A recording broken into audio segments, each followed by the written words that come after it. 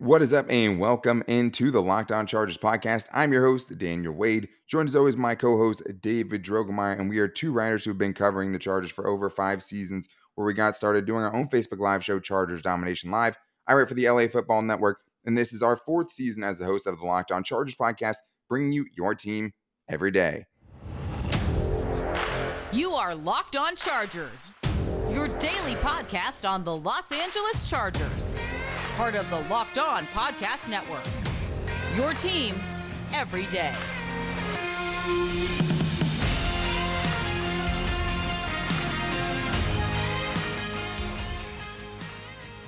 Hey, what is up, guys? This is our first ever Locked On Chargers YouTube show. I have some goosebumps right now. I mean, this is where we got our roots, doing live shows, doing video, right? And it's going to be so much fun to get back here with you guys for that. Thank you to everyone who's checking in on the podcast as well. And if you don't already, make sure to go subscribe to the new Locked On Chargers YouTube page. For those of you watching on YouTube, make sure to go down there and hit the subscribe button so you guys never miss a show. But do we have a show for you guys today? Because we have a special guest coming on. Chargers team reporter and CBS LA sports anchor Chris Hayre is coming on the show with us. We have a great interview with him. We talk about Justin Herbert, talk about this giant game coming up against the New England Patriots, and we talk about just what his impressions of the first 6 weeks of the seasons have been so far, and also what he took away from that beatdown by the Baltimore Ravens and why Chargers fans shouldn't freak out. But we wanted to start our first ever Locked On Chargers YouTube show with doing a fun segment about report cards after the first 6 weeks. And on today's show, we're going to be looking at offense, defense, and special teams. Thank you guys for making us your first listen. And if you're listening to the show, make sure to follow the show wherever you get your podcast from. You can find the Locked On Chargers podcast there. But let's go ahead and get into it. David, they're only 6 weeks into the season. We're used to the Chargers' schedule being a little bit more equally split up, right? And you usually get it like week 10. It seemed like it was forever, week 10 for the Chargers. But now it's after 6 weeks. But it is a decent sample size for at least the players who have been on the field all 6 weeks, or at least most of it, right? All 6 games, to kind of figure out how you feel about the team so far. So let's start with the offensive side of the ball here. I mean, obviously they had a bad game, which lowered them in the rankings of like total yards per game, points per game, all of that stuff, because they were pretty solidly in the top 10 going into that one. Now they're around 12, right? Which is still pretty good considering it's the first season of Joe Lombardi. Justin Herbert, for the most part, has been really, really good. Mike Williams has been excellent so far this year, but there's still been some struggles, right? I think we've still expected a lot more from the Chargers offense in certain games at certain times. So when you're looking at the Chargers offense to start the first 6 weeks of the 2021 season, what would you give them as far as a grade? Yeah, I mean, looking at all the components of this team, they have a much better offensive line. So that's a check in the right direction. Even with the injuries to Brian Bulaga Still been much and better. Oday Abushi, still much, much better. Passing offense has been just as prolific as it was last year. It seems like Justin Herbert is still ripping it and making plenty of plays. The running game has, I think, been one of the biggest detractors.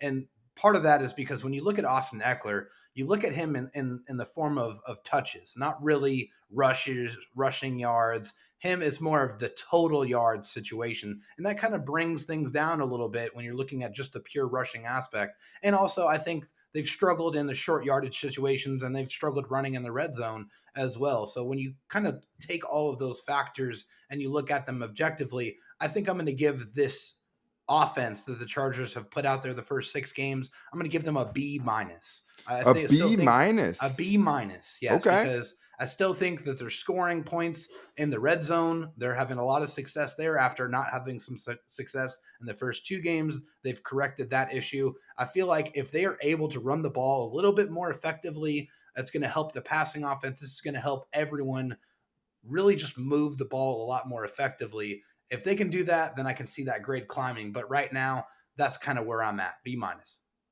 Understandable. And I think there's been some play calling things where it's like you're not sure if it's Justin Herbert still kind of learning the playbook, if it's the receivers not running this specific route, or right, not running with maybe Joe Lombardi expected them to run and Justin Herbert expected them to run. So there's been some issues there, especially with the first down aggression. We've talked about that a lot. And Brandon Staley has talked about it as well. They need to be more explosive. They need to be better, get their playmakers more involved, to quote him, on first down and get some of those chunk plays earlier, right? We've seen a lot of it on 3rd and 4th down. They've been the best team in the league on those downs so far this year offensively. But we could see more, right? And I'm going to agree with you because I think you have to leave some area for improvement, right? I mean, the grade can get better, obviously. I'm going to go with a B plus, and I'm taking a lot of factors into consideration. First year in Joe Lombardi's scheme, which can be pretty complex if you're trying to do what Sean Payton does in New Orleans with one of the greatest quarterbacks of all time in Drew Brees. That's not something that gets picked up right away, right? It can take a season even to fully get where it needs to go. So there's definite room for improvement, but I think with what they've been able to do in offensively in some of these games, being able to put up the numbers that they have against teams where they needed to, right? Against the Chiefs, against the Raiders, they had a pretty good offense performance. Cleveland Browns, 208 passing yards for Justin Herbert in the fourth quarter, scoring 26 points in the fourth quarter. And then you have a dud, right? And that definitely takes it away. I mean, if the Chargers had put up, 35 against the Ravens, their grade would be an A right now for the most part. Because even the Dallas Cowboy game, that was all pretty much penalties that brought them back. I mean, they were moving the ball offensively. They only had 7 drives. They had 4 Phantom points sack called down. calls. Yeah, I mean, end zone interception by Justin Herbert hurts you. But yeah, when you talk about red zone offense, 13 of 15 in the last 4 games for the Chargers. And one of those was a Justin Herbert kneel down at the end of the game. So they've been really good, and that has to continue for them to keep up, and get a better grade at the end of the season. But let's flip it over to the defensive side. David, what are you giving the defense so far? So the defense is doing really good against the pass. I mean, they're only giving up around 210 passing yards per game, which is fantastic. We kind of expected that with all of the playmakers that the Chargers have in the defensive secondary, with Derwin James coming back and Nas playing better football, getting some good contributions from some rookies like Asante Samuel Jr. Like, those are some positive things. But of course, you got to look at the other side of the token and just the absolutely atrocious run defense. And it's been a huge problem because they really have only had one game where they have completely bottled up their opponent's running game. And of course, that was against the Raiders, where the Raiders only had 45 yards rushing. So against every other opponent, it's been a significant and very tangible, real problem that the Chargers have faced. And you can't really say that they have corrected it. You have some hope that when they get some of these defenders back, like Justin Jones and Drew Tranquill and Kenneth Murray, that's hopefully something is going to get better, something's going to click, or they use this time during the bye week to make some necessary adjustments and get some better run fits. But up to this point, the Chargers defense it's not great because of that run defense. So I'm going to give them a C minus, because that run defense really brings that grade way down for me, because teams have used it to exploit the Chargers, have kept their Chargers offense off the football field and kept their offense on the field, and just wear out the Chargers defense because they can't stop the run. So it's got to be a C minus for me. Ooh, C minus. I mean, it's hard to give a good grade when you're the worst in the league at anything, right? So that Yeah. definitely takes away from it. And I mean, even with those guys in the lineup, you don't expect it to be fully fixed, No. right? I mean, at this point, you just don't necessarily have the personnel to be good in that aspect. Brandon Staley's defense isn't really set up to be very good against the run. They want teams to run and not, and take things away in the passing game. And honestly, I think some of the past defense has been covered up by how well teams have been able to run the ball against the Chargers, right? And I think it's also hurt the pass defense too, because they get stuck in situations where you don't know on 3rd and shorts and things like that what they're going to do. So it Yeah. really opens you up on the back end. So I'm going to go with a C for the Chargers defense. Obviously, a lot of area to improve. The turnovers have slowed down a little bit, right? I mean, in the last game, they still intercepted Lamar Jackson twice. So, I mean, you can't be upset by that, but just didn't feel the same. The game was out of reach by the time the second one had happened. I think that's still something that you'll see more of. It's definitely been a more opportunistic defense this year. And Brandon Staley has done a good job of getting pressure for the most part, but there's still some lulls during games. Like if you look at their total pressures for the season, they're up there. They're not having a bad season as far as getting pressure. Sacks around middle of the pack, but it just seems like there's certain times where they can't get anything right. Giving Baker Mayfield way too much time, giving Lamar Jackson way too much time. Even though they had 3 sacks, there was a lot of plays where they weren't getting that pressure. So I'm going to go with the solid C, but I do think they can definitely, if they get healthy, if they're able to show they can cover up some of those flaws a little bit, I mean, they can get to a B plus, A minus defense. Like they still have Joey Bosa, they still have Derwin James. They can be better, and I think it's a learning curve for the Chargers defensive coaching staff as well, figuring out what to do with the guys they have and use them the best. Quickly, David, special teams, what's your grade? F. They've been terrible. They've been terrible. I'm sorry. There's no other way around it. I mean, Tristan Vizcaino has made 6 of his 7 field goals, but he's missed 5 extra points. The punt return game has been awful. They've only averaged 6.8 yards per punt return, which is terrible. 16.7 yards per kick return. They're not getting anything going in that department. The Chargers are getting victimized because of it. The Chargers special teams is only marginally better than their historically bad special teams unit from last year. They are still bad. They need to make major corrections. It's an F. I wish I had like a stronger comeback to you against that, but like I can't even blame you for that. Like, I mean, I feel like there's times where it's like, hey, you haven't seen a punt get blocked, right? You haven't seen a kick get blocked and stuff like that. That's the bare minimum, right? You haven't seen a muff a punt at this point. So, like, in some areas, they haven't been disastrous, right? Even some coverage for a lot of the season has looked good. And then, I mean, there's been some times where like, okay, now it's 30 yards per return. And then last week, they had their worst special team showing probably of the season, potentially. So, I think that it's just I'm going to go D. I mean, I just think it's been pretty bad. I'm not very far off from you there, but at least in this aspect though, you have a dude now in Andre Roberts where you're like, okay, they're trying something different. They're trying to improve the unit. It has the most space to improve, right? I still think that Darius Swinton is a good communicator, a good teacher. And I think they will get some of these things figured out as the year goes along. I mean, but Darius Swinton, it's been hard for him because he never sticks around in one place long enough, it seems like, to really turn around a unit. They've been better than last season. That's why they don't get an F, but it hasn't been much. So that's why they're still down there. But a lot to improve on for the Chargers and the special team. But they're a 4-2 team. I mean, and I think that just has a lot to do with our expectations. I mean, I gave a B+ with offense, so I guess that's pretty high. But a C on defense or worse for both of us. There's some obvious ways this team can improve, and I think they will in a lot of aspects going down the stretch. But we have a great guest coming up because we have Chris Hayre, one of our favorite guests, joining the show with us to talk all things Chargers. Brandon Staley, Justin Herbert, Mike Williams, the upcoming game against the New England Patriots, where the Chargers trying to avenge a loss from last season in that 45-0 beatdown. We're going to get into that coming up after this. But first, I need to tell you guys about DirectTV Stream.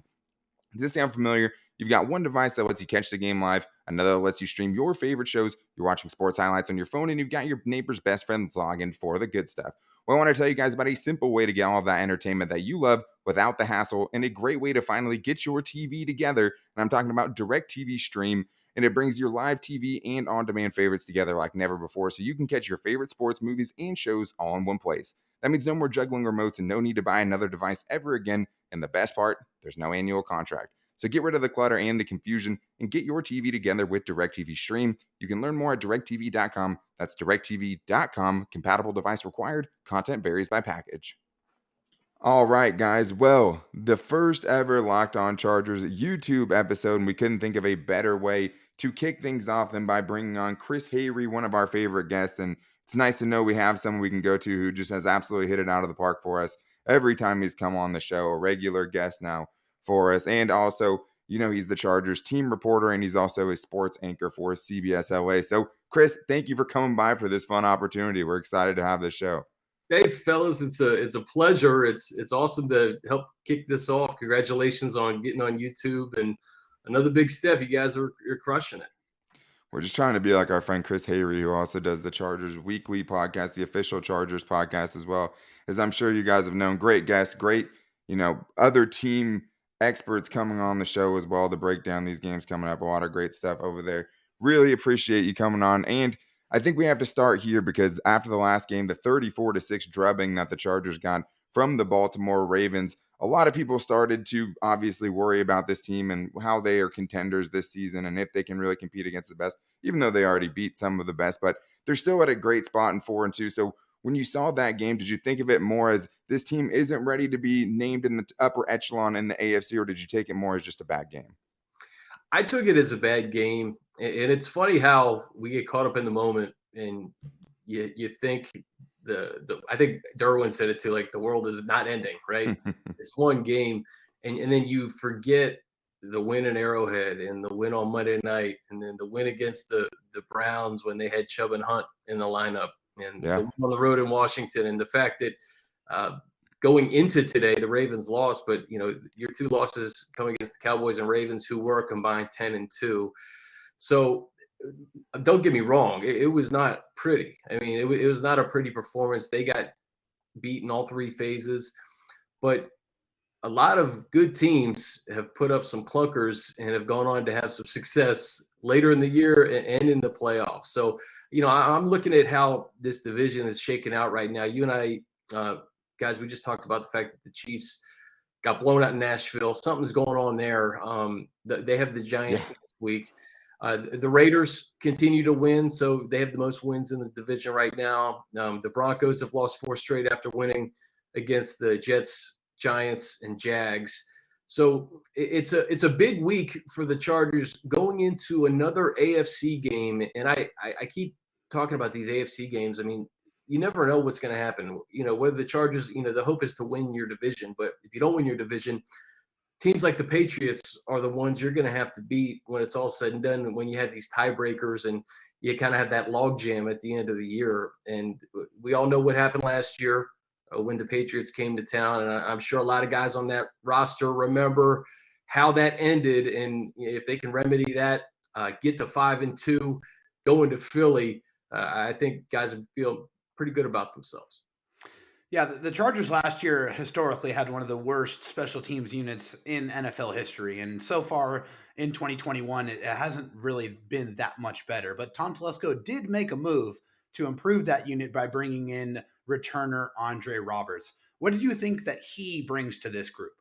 Well, he's a veteran who's done it, and he's done it at a Pro Bowl level. And I think that that's important when we talk about field position. And, there were a few times, I think, in Baltimore where, you're backed up and you ask Justin Herbert to do so much.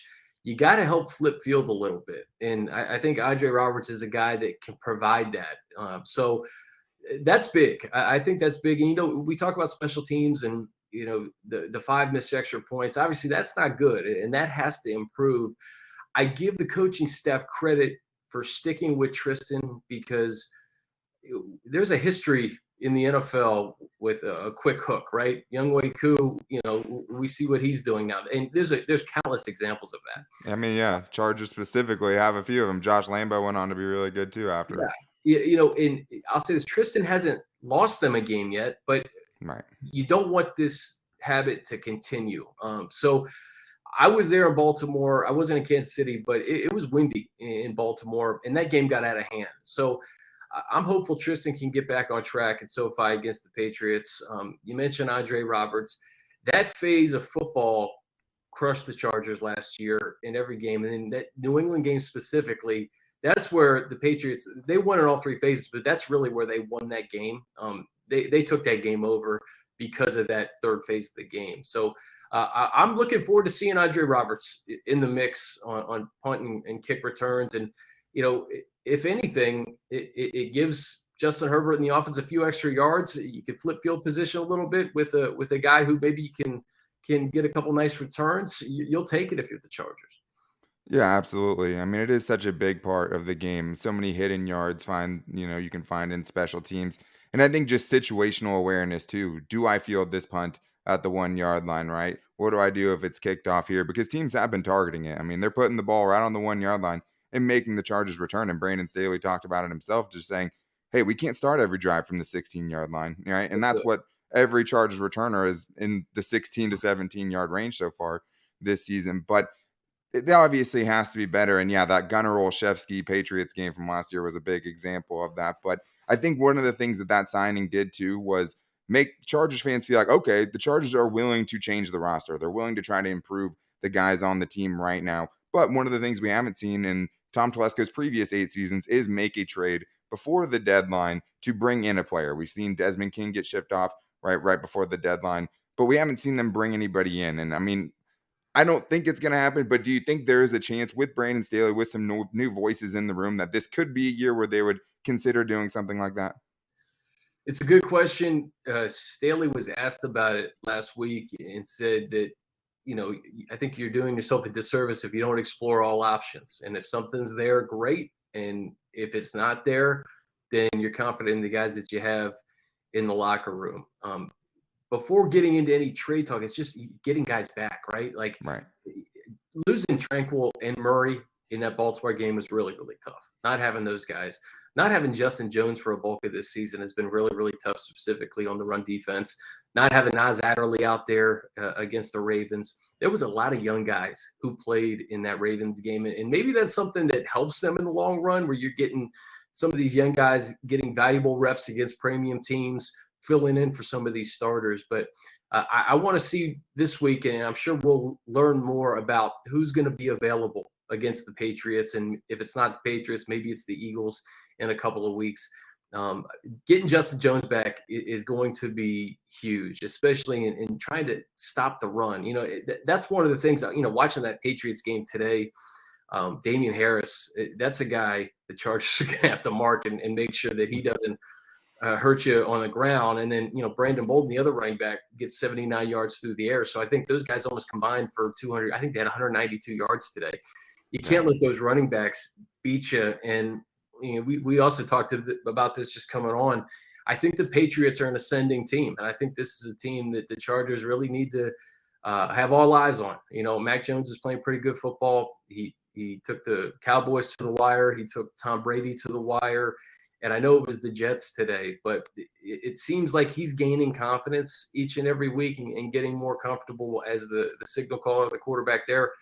And they have a variety of weapons that they can deploy, Hunter Henry being one of them, who has a touchdown in each of his last 4 games. So it'll be interesting to see Hunter out there, but I think it starts with the running game. And, if they can get Justin back sooner than later, Justin Jones, that is, I want to see that run defense that showed up against Las Vegas and not Cleveland and Baltimore. Yeah, the Chargers desperately need some help on that defensive line, and I know Justin Jones will be a welcome sight for sure. One of the biggest improvements of this year under Brandon Staley has been winning those close games. The Chargers are 3-1 in those one-score games this year after going 7-16 in those games in the last 2 seasons. What do you think has been the biggest change in those scenarios? Justin Herbert. I mean, it's. I know it's not as simple as that, but it almost kind of is. The trust that he has in Justin Herbert and Justin Herbert's ability to make plays in crunch time. Those 4th down conversions in Kansas City. The ability to get up on a team like Las Vegas, and when it got a little interesting in the 3rd quarter, it didn't get too much interesting after that. Right. The Cleveland game, 26 points in the 4th quarter. You have a guy who's just so calm under pressure. I know he has the weapons, but you need the trigger man, and Justin has just been so good. That's why I think people were a little bit surprised that Baltimore was able to put together such a great game plan and slow him down the way they did, because we haven't really seen that probably since that New England game, guys, right? Yeah, for sure. That may have been the last game. I know the Miami game was tough for him last year, but that New England game, I feel like Belichick kind of he shut down everybody, but he shut down Justin that game. So those types of games happen. We saw Patrick Mahomes have one on Sunday, but I do think the belief in the offense, starting with Justin and Coach Staley's kind of philosophy of like, hey, if it's 4th down, my best shot is to have the ball in Justin Herbert's hands, as opposed to maybe kick a field goal or punt. So that's probably the main reason. And it's just really impressive to know that you have a guy in his 2nd year who's capable of all that so early in his career. Yeah, absolutely. I mean, he's made big throws at the end of all those, game sealing drive type of situations. He's been there. I mean, Washington, it was 3rd down throw after 3rd down throw, converting, ending with the offense on the field. And that was the Chiefs. There was like 6:43 left in that game. 6:43. That was the drive of the game. Huge, right? And then, I mean, even the next week, he gets that touchdown. He makes the play to get a big play against the Chiefs towards the end of the game, right? And he did it against the Browns at the end of the game in the 4th quarter, 208 passing yards. Like, he has been the motor for sure for all of that. But we'll have some more Justin Herbert questions coming up after this with Chris Hayre, the Chargers team reporter. We're lucky enough to have him on the show, and we have some more we want to get out of him before things are all said and done here. But first, I need to tell you guys about the best new app that you guys need to be thinking about, and it's the Get Upside app, so you guys can save some money on getting gas. I mean, some of my listeners are making up to 25 cents for every gallon of gas that they buy every time that they fill up, and all you have to do is go download the app from the Google Play Store or the Apple Store. You guys can find it there, and it's free. And if you use the touchdown promo code touchdown, all caps, one word, you guys can save up to 50 cents per gallon on your first fill up. I mean, Almost all of us get gas, guys. Save some money right now with the Get Upside app. Don't pay full price at the pump. Get cash back using Get Upside. Some people who drive a lot are making as much as $200 or $300 a month cash back with the Get Upside app. And there's no catch, right? You can get cash out anytime to your bank account, PayPal, or even an e-gift card for Amazon and other brands. So make sure to download the free Get Upside app. Save up to 50 cents per gallon on your first fill up with the promo code Touchdown. I also need to tell you guys about my favorite protein bar. And of course, I'm talking about Built Bar, the official protein bar of the U.S. men's and women's track and field team. And right now, Built Bar has so many different flavors you guys can choose from. I promise you, you guys are going to find one you like, because with Built Bar, you can feel like you're staying healthy with your diet, but also feel like you're eating a candy bar too. And when you're on a diet, nothing tastes better than a candy bar. And there's just so many flavors to choose from. I just got some blueberry muffin Built Bars, which are the best. They're all 100% covered in chocolate and soft and easy to chew. You're not going to get something chalky or waxy that you're going to hate. Get something that tastes great and get something that fits on your diet as well, because they're low fat, low sugar, low calorie, and high in protein. Right now, we can even save you guys some money on Built Bars. If you go to built.com, you can use the promo code LOCKED15 to get 15% off your first order. That's promo code LOCKED15 for 15% off at builtbar.com. All right, guys, well, we're lucky enough to have Chris Hayre, the Chargers team reporter, back on for another segment. We have some more questions to get into with him. I mean, the Chargers have been really exciting for the most part this season. But the last time we talked, Chris, we had no idea the kind of season that Mike Williams was going to start, right? I mean, the hot start that he's had. I mean, right now he's on pace to blow past all of his career highs in receiving yards, receiving touchdowns, everything you can think of. He's about to blow that away with his start to the season. How impressed have you been with Mike Williams getting in this new offense and fitting in so well? David, Mike may be eating those Built Bars that you were talking about. he's having that kind of year, man. It's been awesome to watch, because you guys know his potential. I mean, you drafted him top 10 for a reason in 2017, right. And that first season was kind of a loss because of the injury and in the off season, and he's always kind of had these years where, I remember 2018 where the touchdowns were there, and then the following year the yards were there, and then it was just such an uneven. Try to get them both in one season. Yeah.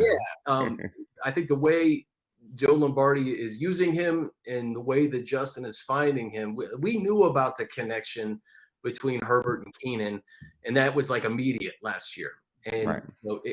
They picked up where they left off last year, but then all of a sudden we're seeing Mike, and I've said this so many times. Joe Lombardi warned us about this X receiver and the amount of look that X receiver gets in this offense. Mike has made the most of them. He had 5 receiving touchdowns in 2020. He already has 6 as we enter, week 8? Week 8 on. This will be week 8 coming up already. Oh. And, he came into that game questionable against the Ravens, still had a big catch. There was a play, it escapes me, I think it was like the first quarter, where Justin and Mike were just a hair off. It may have been a big play. Yeah, it was a big play. And those are the types of plays that can really flip a game too. And, that 34-6 end result, obviously the score is not great, but I mean, there's always a play or two that may – yeah, you go back to that 82-yard touchdown, he would have had his only other bad game of the season, right, where he ended up with what would have been a huge game, but Justin Herbert just misses him, and his day looks a lot different with an 82-yard touchdown in the box score for sure, but pretty much every game. No question, but it's just a great thing for this Chargers offense. I think that their offense is really, really complete now when you know what you have on the other side of Keenan now and Mike. Austin Eckler can do it all, and the production from the tight end position with Hunter gone hasn't dropped off, because Jared Cook and Donald Palmer, I want to say that they have 4 touchdowns combined over the last 4 games. Hunter has his 4 in each of the last 4, but Parham has played well. Steven Anderson has played a lot. I think that you're seeing this Chargers offense really start to reach its full potential, and I think it's still ascending too, because these guys, this is still a new system. Justin's still learning new things, new wrinkles. And I think as long as Keenan Allen's healthy and Austin Eckler's on the field and Jared Cook is on the field, Mike Williams is going to see his fair share of targets, and he's probably going to have double-digit touchdowns here very soon. Yeah, no question. I mean, you know how quarterbacks get their offensive line gifts after protecting well all year? I want to know what the gift is going to be for Mike Williams to Joe Lombardi after this season. I think that's going to be a pretty darn good one. But now that we're kind of 6 games into the season, which Chargers player has kind of been the biggest surprise in your eyes? Ooh, that's a good question. I'll say this: Mike has surprised me. Yeah. I mean, we're not talking Pro Bowl. We're talking like all pro numbers through. Yeah. 6 100%. games. Like one of the best in the league type dudes. Yeah. Yeah. Mike has surprised me, but let me try to give you another one. Defensively, I think the way that Nas has played with Derwin, I would agree with that. It's been a pleasant surprise because we talked about it for the last couple of years and we weren't able to see it, right? So through the first 6 games, having that Derwin Nas safety combo, I think has been really good for this passing defense. You saw how much they missed it last week too, for sure. 100%. And we knew Derwin was going to put up crazy numbers, and 14 tackles and a half is crazy, but I guess it shouldn't surprise us. But I think just having Nas out there, and we got so many good reports this offseason about Nas and just him being so engaged in the meetings, and these kind of competitive things that they have in the classroom, that he was asking the right questions and stuff. Asking the right questions. So I'd say Nas, just because we had not seen it. I remember Daniel Jeremiah said when Nas was drafted that if you built a safety in a lab to complement Derwin James, it would be Nasir Adderley. So, and I don't think he's played his best football yet, which is an encouraging thing. And he's gotten better. You've seen him get better. You've seen him get more physical game after game, which I think has been really, really encouraging. Yeah, I mean, if I was throwing an offensive guy out there too, I mean, even though we thought Rashawn Slater would be good, I mean, that dude is just crazy. That's another one, and maybe that's the guy too, because he's played 100% of the snaps. I think for all of us, you were a little concerned because you didn't play any football the year 2019. Yeah, and you looked at the pass rushers that he had to face through these first 6 games. I mean, it's just madness. I mean, we thought Chase Young was going to be the best. And then all of a sudden, we got Ndakwe and Crosby. You got Myles Garrett. I mean, Chris Jones. I mean, like it's really impressive to play as well as he has. I mean, and you take out, when we talk about Justin Herbert, we've been calling him the best young quarterback. Now he's one of the best quarterbacks in football, and Rashawn Slater is now one of the best left tackles in football. It's not just rookie. He's like legit one of the best left tackles in football. And the fact that he's played 100% of the snaps is an awesome sign for Chargers fans.